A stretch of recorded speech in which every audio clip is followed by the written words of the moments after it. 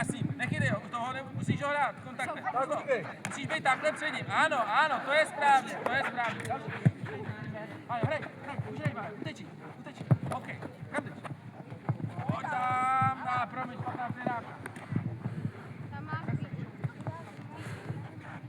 Tak, hop, výborně obrana, skvěle, a můžete jít pryč, vyhrál si.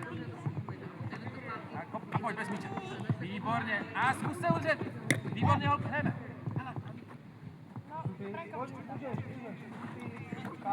Super, to musíš podat s ním, jo? Hrát tělo, jo? Tak, hraj tělo pořád. OK, Carlos, bum. A proč se vrátit? Jdeš do něj, Filipe, jo? Carlos, útok!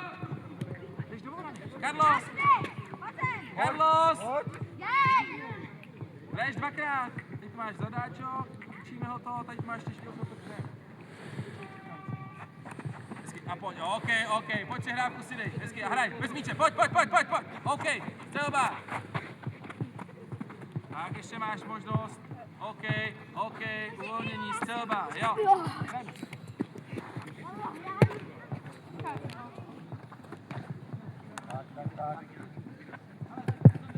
Až na ty věčný přešlapy, Lauro. A dej mi.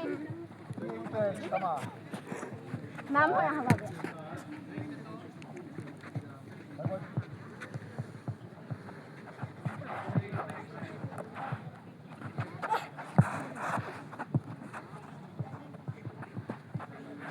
A uteč mu.